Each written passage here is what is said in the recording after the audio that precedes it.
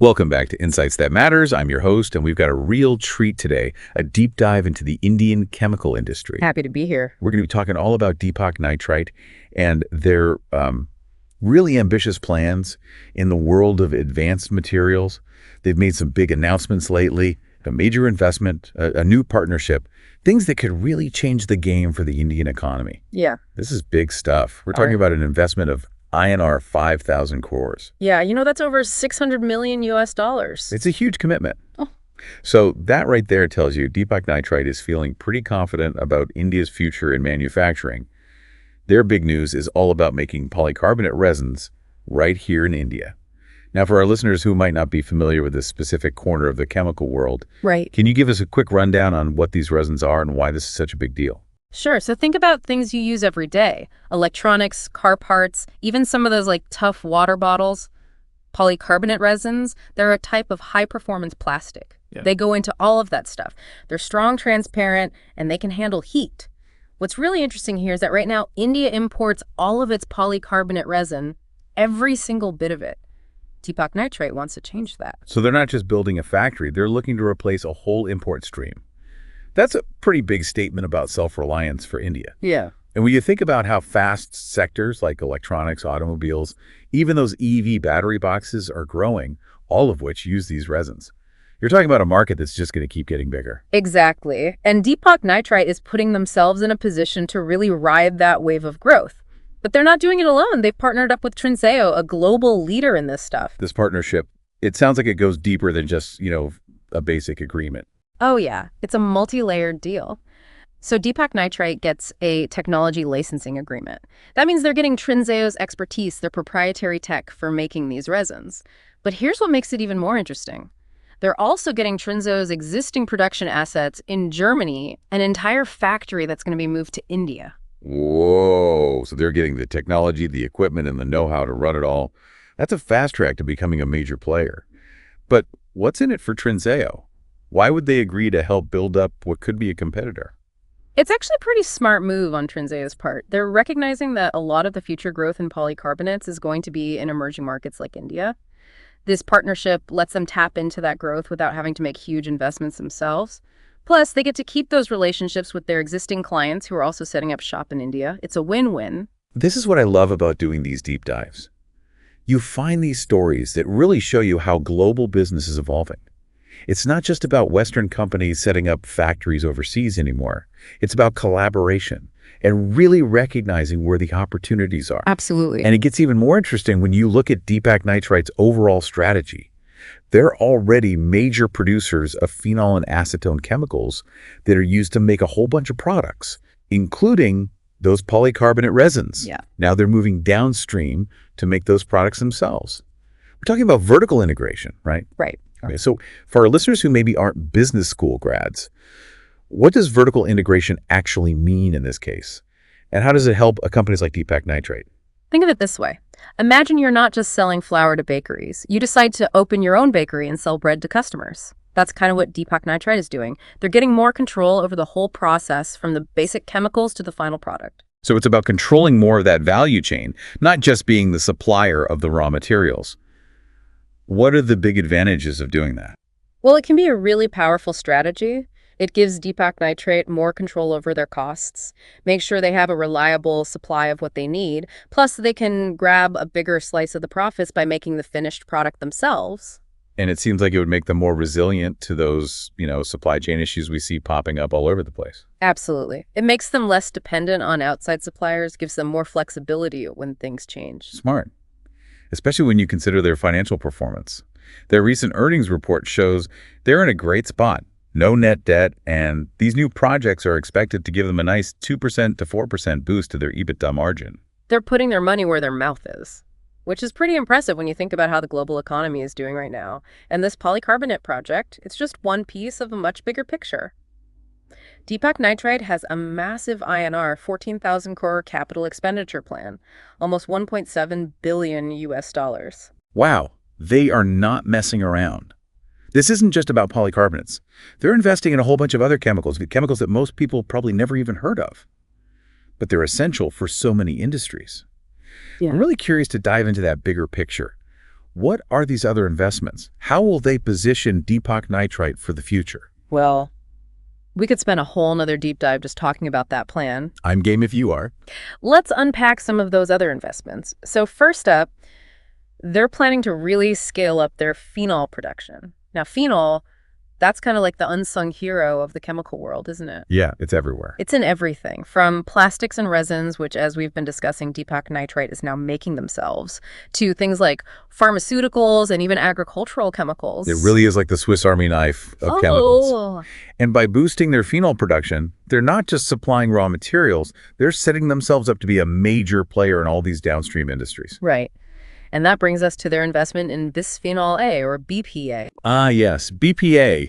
I think most people have at least heard of that one. Even if they don't know exactly what it is, they probably recognize it from those BPA-free water bottles. Exactly. BPA is used to make polycarbonate plastics, which again, Deepak Nitrite is now producing, as well as epoxy resins. You know those super strong adhesives you use for home repairs?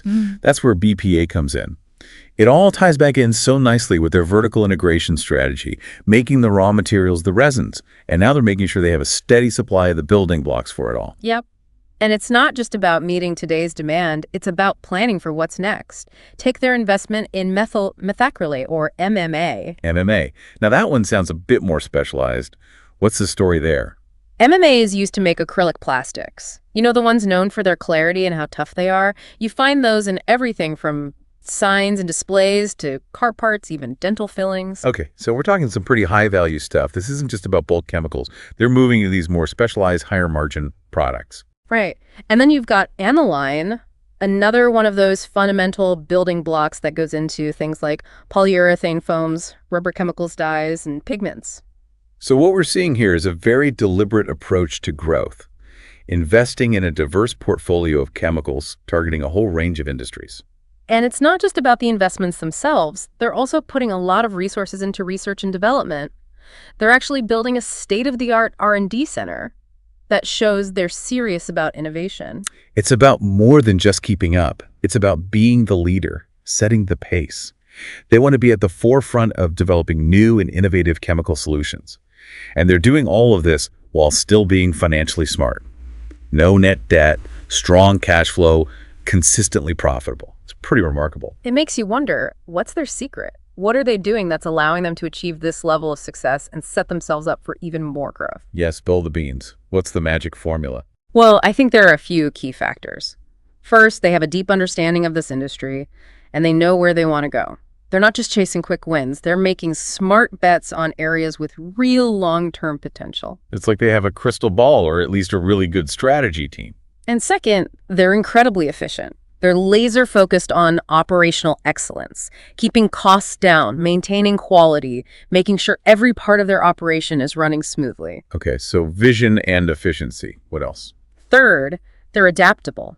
We talked about how they shifted their focus away from those European markets to really capitalize on India's growing domestic demand. That kind of agility is essential in today's world. It's not enough to have a plan. You have to be able to adjust that plan when things change. Exactly. Huh? But there's one more crucial ingredient we haven't talked about yet. They're people. Ah, yes. The human factor. Often overlooked, always essential. You can have the best strategy in the world, but if you don't have the right team to execute it, it's meaningless. Deepak Nitrite seems to have found that sweet spot, a clear vision, a strong operational foundation, and a team that's passionate about what they're doing. It's a winning combination. And it's a real testament to what Indian companies can achieve. But their success also raises some bigger questions. We talked about how they're taking advantage of India's booming domestic market. But how will Deepak Nitrite's growth impact the global chemical industry? Will they become a major exporter, going head-to-head with the established players in other parts of the world? That's the question a lot of people in the industry are asking.